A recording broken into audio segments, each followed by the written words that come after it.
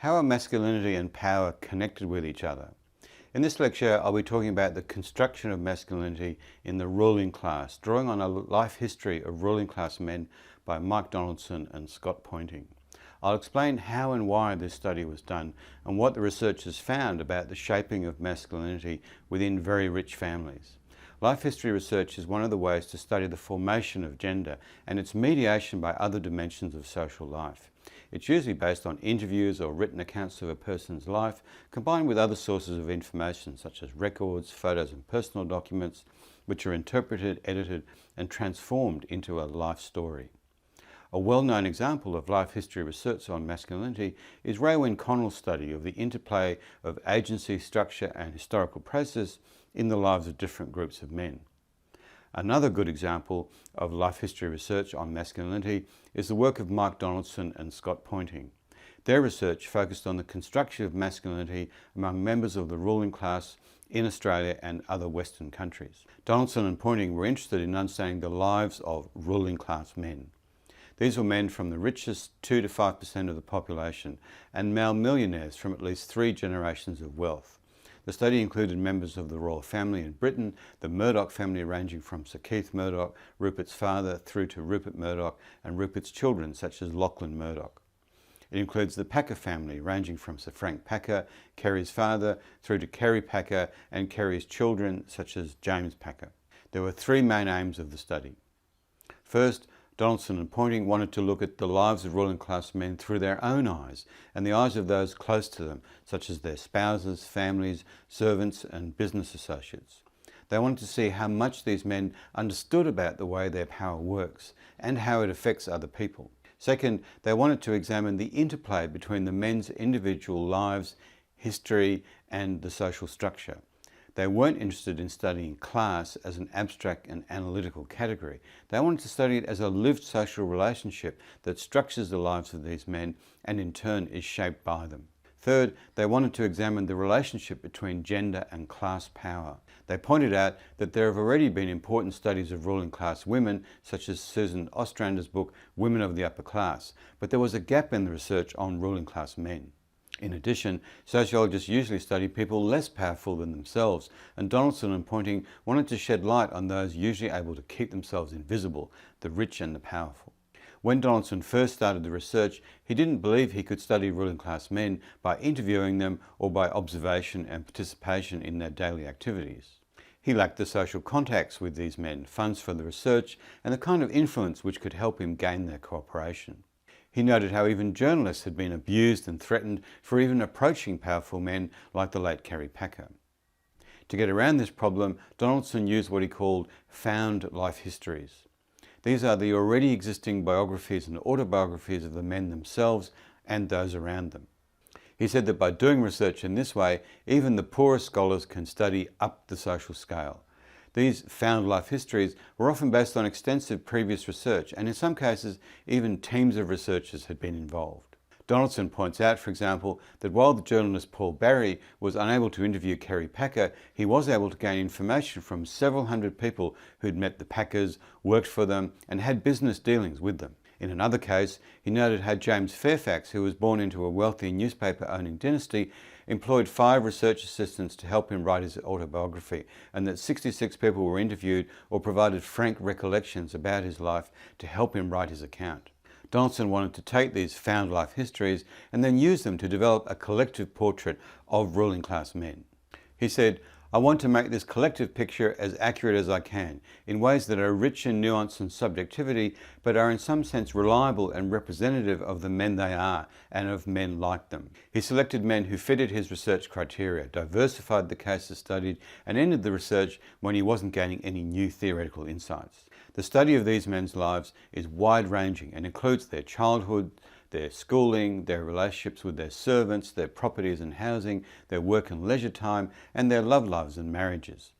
There are a number of elements in the key findings about these men's childhoods. First, the authors found that parents were often absent from the lives of ruling class boys and that time spent with them was very short. For example, Kerry Packer said he never saw his father at all for 4 years between the ages of 5 and 9 and only saw his mother about half a dozen times.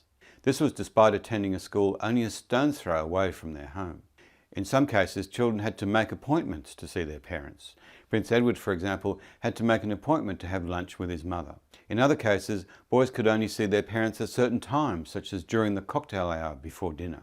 Second, the fathers' relationships with their sons were often formal, authoritarian and punitive, lacking in affection, spontaneity or sensitivity. For example, the Duke of Edinburgh was rough and bullying with his sons, and Prince Charles was frightened of him. He criticised Prince Charles in public and private, even for minor errors, and humiliated him in front of family and friends. Sir Frank Packer was a strict disciplinarian, using a polo whip on Kerry, who received many beatings from him. Kerry's brother Clyde was still being abused by his father into his late 30s, until he was unable to take it anymore and left the family. Third, the boys' childhoods were often marred by loneliness, a lack of friends, and the suspicion that other people were out to use them, take advantage of them, and betray them. Prince Charles, who was away from his parents at Gordonstown School in Scotland, was lost and lonely much of the time, finding it difficult to make friends. He'd been taught to distrust people who wanted to be friends with him because they might want something from his social position. Kerry Packer talked about having a big black hole inside of him and saw the world as out to get him, rip him off and take him for a sucker. He didn't make friends easily. The boys' parents took for granted that the emotional distance, fear and loneliness imposed on the boys was the normal and the right way to bring them up. Parents described wanting to toughen and harden their sons, making them stand on their own 2 feet and as moulding them for their future social positions as leaders and captains of industry. Kerry Packer called it the hardening of the shell. Fourth, the boys were taught very early on that they were different to and superior to other children. Their contact with other children was limited, and when it occurred by accident, it was discouraged. Rupert Murdoch's mother helped instill in him from a very early age that their kind of people were better than other people. Ruling class children were generally kept away from children from other backgrounds, so that they came to believe that everyone that they came in contact with was like them. When children from outside their social circles did come into contact with them, it was understood that these children were common or inferior and that they shouldn't come into the house. Ruling class parents also demanded the best of their children, who must be the best because they are the best. Donaldson says that ruling class children were taught that they have special talents and abilities which must be protected and fostered so that they become the best they can be within the expectations of their class. They're not allowed to fail because they're regarded as superior to everybody else. Donaldson and Pointing point out that when Rupert Murdoch went to Oxford University at his mother's insistence, he proved to be a poor scholar. Even with private tutoring help, he only managed to get a third-class honours degree. But his mother made it clear that if he failed or dropped out, he would lose her last shred of respect. 2 main themes become evident in this collective portrait of ruling class men. First, it's geared to producing the kind of men who can capture, hold and exercise power in a class society. Men who are tough, who can compete for power, dominate rivals, keep subordinates in line, make unpopular decisions and outmaneuver corporate or political opponents. They have to be able to make corporate raids on competitors, dominate boardrooms, give orders to their management, outperform their competition and downsize their workforces without letting morals, compassion, sentimentality or solidarity get in the way. Rupert Murdoch, for example, was known as a tremendous sacker throughout his career. He fired most of the staff at the Sunday Times when he took over there in 1976. When he wanted to get rid of an editor who had been one of his close companions, he personally sacked him on the day of his father's funeral. Second, the personal and psychological costs of this upbringing for the men and those around them, however, are often devastating. Donaldson and Pointing's study reveals a pattern of ruling class lives devoid of friendship, trust, loyalty or meaningful love, ultimately made meaningless by their ceaseless pursuit of profit.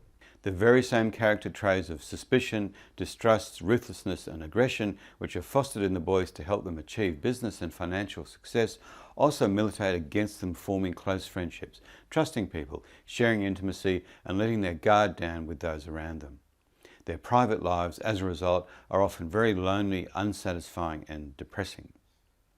Just before George Black died, he told his son Conrad, the newspaper magnate, that life is hell, most people are bastards and everything is bullshit. In summary, first, in their life history study of ruling class men, Mike Donaldson and Scott Pointing wanted to understand these men's lives from the inside as they intertwined with history and social structure and developed gender and class power. Second, ruling class families took for granted that imposing fear, loneliness and emotional distance on their boys was the right way to make them into proper men. This upbringing hardened the boys for their future roles as leaders and captains of industry, but imposed heavy costs on their mental health and their personal lives.